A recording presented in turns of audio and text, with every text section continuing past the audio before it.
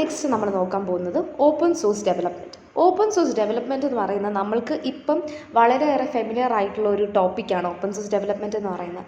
അത് എന്താ ചെയ്യുന്നതെന്ന് വെച്ച് കഴിഞ്ഞാൽ നമുക്ക് സോഴ്സ് കോഡിനെ ഇപ്പോൾ ഒരു സോഫ്റ്റ്വെയർ ഡെവലപ്പ് ചെയ്യാനുള്ള സോഴ്സ് കോഡിനെ ഈസിലി അവൈലബിൾ ആയിരിക്കും. ആ ഒരു എന്താണ് പറയുക, ആ ഒരു സോഫ്റ്റ്വെയർ ഡെവലപ്പ് ചെയ്യാനുള്ള സോഴ്സ് കോഡ് നമുക്ക് വളരെ ഈസി ആയിട്ട് അവൈലബിൾ ആയിരിക്കും. അത് യൂഷ്വലി ഇൻ്റർനെറ്റിലായിരിക്കും കാണുക. ഇപ്പോൾ നമ്മൾ ഗിറ്റ് ഹബ് ഒക്കെ പറയുന്നത് ഓപ്പൺ സോഴ്സിൻ്റെ പ്ലാറ്റ്ഫോംസ് ആണ്. അപ്പം നമുക്ക് ആവശ്യമായിട്ടുള്ള കോഡ് അതിൽ നിന്ന് കിട്ടി നമുക്ക് അതിനനുസരിച്ച് നമ്മളുടെ യൂസിനനുസരിച്ച് മോഡിഫൈ ചെയ്യുക എന്നുള്ളൊരു ഉദ്ദേശമാണ് ഓപ്പൺ സോഴ്സ് ഡെവലപ്മെൻറ്റിൽ അവർ എയിം ചെയ്യുന്നത്.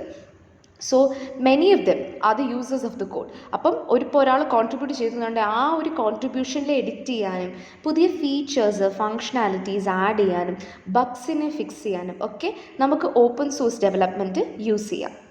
പക്ഷേ പ്രാക്ടിക്കലി ഇപ്പോൾ നമുക്ക് പലർക്കും ഇത് യൂസ് ചെയ്യാൻ പറ്റുമെന്നുണ്ടെങ്കിൽ പോലും it depends on the developers. കാരണം ഡെവലപ്പേഴ്സിനായിരിക്കും കൂടുതലും അതോറിറ്റി പോവുക, ഡെവലപ്പേഴ്സിനായിരിക്കും നമ്മൾ കൂടുതലും എന്താണ് പറയുന്നത്, അവരുടെ ഒരു ഇൻവോൾവ്മെൻറ്റ് ഇതിൽ വളരെയേറെ ഇമ്പോർട്ടൻ്റ് ആണ്. സോ ഇൻ്റർനെറ്റും സോഫ്റ്റ്വെയർ എഞ്ചിനീയറിങ്ങിൻ്റെ ബാക്ക് ബോൺ ആണ് ഓപ്പൺ സോഴ്സ് സോഫ്റ്റ്വെയർ എന്ന് പറയുന്നത്. അപ്പം ലിനക്സ് ആണ് most widely used server system വരുന്നത്. ഇനിയിപ്പം നമ്മൾക്ക് ഈ ഒരു ഓപ്പൺ സോഴ്സിൽ നമുക്ക് ഇമ്പോർട്ടൻ്റ് ആയിട്ട് വരുന്ന ഒരു ടോപ്പിക്കാണ് ഓപ്പൺ സോഴ്സ് ലൈസൻസിങ്. അതായത് ഇപ്പം നമുക്കറിയാം നമ്മളിപ്പോൾ ഒരു ഓപ്പൺ സോഴ്സിൽ യൂസ് ചെയ്യുന്ന കണ്ടൻറ്റ് എന്ന് പറയുന്നത് നമ്മുടെ കണ്ടൻറ്റ് അല്ല, അത് വേറൊരാളുടെ കണ്ടൻറ്റ് ആയിരിക്കും. It belongs to either a company or an individual. അപ്പം ആ ഒരു വ്യക്തി ആ ഒരു കണ്ടൻറ്റ് ഓൺ ചെയ്യും. അപ്പം നമ്മളിപ്പം അതിനെ എടുത്ത് യൂസ് ചെയ്യുകയാണെന്നുണ്ടെങ്കിൽ അതിൻ്റെ ലീഗാലിറ്റീസ് നമ്മൾ അറിഞ്ഞിരിക്കണം. ഇപ്പം ഞാനിത് യൂസ് ചെയ്യുകയാണെന്നുണ്ടെങ്കിൽ ലീഗലി എനിക്ക് എന്തെങ്കിലും ഇഷ്യൂസ് വരുമോ ഇല്ലയോ എന്നുള്ളതൊക്കെ മനസ്സിലാക്കണമെങ്കിൽ ഈ ഓപ്പൺ സോഴ്സ് ലൈസൻസിങ്ങിനെ പറ്റി ഒരു ഐഡിയ ഉണ്ടായിരിക്കണം. സോ അതിന് നമുക്ക് 3 ജനറൽ മോഡ്യൂൾസ് ആണുള്ളത്. First one is the GNU general public license, അല്ലെങ്കിൽ അതിന് GPL എന്ന് വിളിക്കും. സോ ഇതെന്ന് പറയുന്നത് ഒരു റെസിപ്രോക്കൽ ലൈസൻസ് ആണ്. അപ്പം വിച്ച് മീൻസ് ദാറ്റ് നമ്മൾക്കിപ്പം ഒരു സോഫ്റ്റ്വെയർ ഒരു ഓപ്പൺ സോഴ്സ് സോഫ്റ്റ്വെയർ യൂസ് ചെയ്യുകയാണെന്നുണ്ടെങ്കിൽ നമുക്ക് അത് ഒരു നമ്മളിപ്പോൾ അതിൽ നിന്ന് ക്രിയേറ്റ് ചെയ്യുന്ന സോഫ്റ്റ്വെയറും ഓപ്പൺ സോഴ്സ് ആയിരിക്കണം. അപ്പം ഈ 2 കാര്യങ്ങളായിരിക്കും നമ്മൾ ശ്രദ്ധിക്കേണ്ടത്. എന്തിൻ്റെ ലൈസൻസിൻ്റെ കീഴിൽ? GPLൻ്റെ കീഴിൽ. ഇത്രയായിരിക്കും നമ്മൾ ശ്രദ്ധിക്കേണ്ടി വരുന്നത്.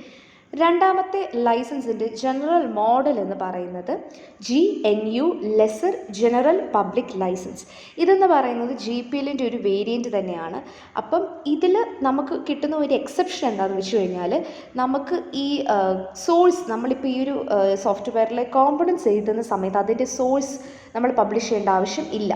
നമുക്കല്ലാണ്ട് തന്നെ നമ്മൾക്ക് കോമ്പണൻസിനെ എഡിറ്റ് ചെയ്യാനും മോഡിഫൈ ചെയ്യാനൊക്കെ പറ്റും.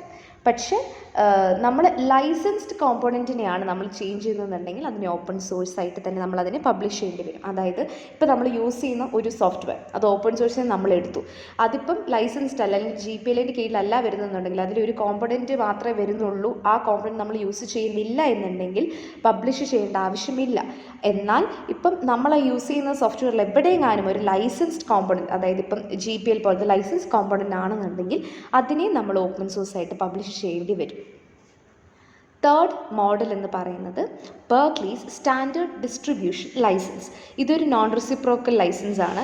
എന്ന് വെച്ച് കഴിഞ്ഞാൽ നമുക്കൊരു റീപബ്ലിഷിങ്ങിൻ്റെയോ അല്ലെങ്കിൽ എന്തെങ്കിലും മോഡിഫിക്കേഷൻ്റെയോ ചേഞ്ചസിൻ്റെ ഒന്നിൻ്റെയും ആവശ്യമില്ല. നമുക്ക് നേരെ നമ്മൾക്കിപ്പം എന്താണ് പറയുന്നത് നമുക്കതിന് നേരെ യൂസ് ചെയ്യാനായിട്ട് പറ്റും. പക്ഷേ ഇതിൽ നമുക്ക് ചെയ്യേണ്ട ഒരു കാര്യം, അത് നമ്മൾ എവിടെയായിരുന്നാലും നമ്മൾ ചെയ്യേണ്ടതാണ്, ഇതിൻ്റെ ഒറിജിനൽ ക്രിയേറ്ററിനെ നമ്മൾ അക്നോളജ് ചെയ്യണം. അപ്പം അതാണ് നമ്മൾക്ക് 3 ലൈസൻസ് മോഡൽ നമ്മൾ ഡിസ്കസ് ചെയ്യുന്നത്. ലൈസൻസ് മാനേജ്മെൻറ്റും കൂടെ നമ്മുടെ ഈ ഒരു ടോപ്പിക്കിൻ്റെ ലാസ്റ്റ് പോർഷനാണ്. ലൈസൻസ് മാനേജ്മെൻറ്റിനെ പറ്റി സംസാരിക്കുമ്പോഴത്തേനും ഫസ്റ്റ് വൺ എന്ന് പറയുന്നത് ഈ ഒരു ഓപ്പൺ സോഴ്സിലെ കോമ്പോണൻസും അതിൻ്റെ യൂസേജും കാര്യങ്ങളിനെ പറ്റിയൊരു ഐഡിയ ഉണ്ടായിരിക്കണം.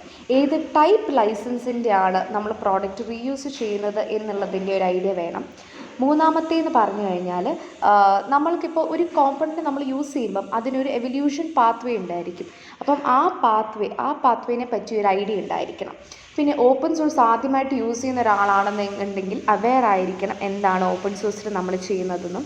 അതിൻ്റെ കൂട്ടത്തിൽ തന്നെ we need to educate other people about open source and also auditing system വേണം. അതുപോലെ തന്നെ ഓപ്പൺ സോഴ്സ് കമ്മ്യൂണിറ്റിയിൽ നിങ്ങൾ പാർട്ടിസിപ്പേറ്റ് ചെയ്യണം, കോഡ്സിനെ നമ്മൾ ഷെയർ ചെയ്യണം. ഇത്രയും കാര്യങ്ങളാണ് ഓപ്പൺ സോഴ്സ് ഡെവലപ്മെൻറ്റിൻ്റെ കീഴിൽ വരുന്നത്.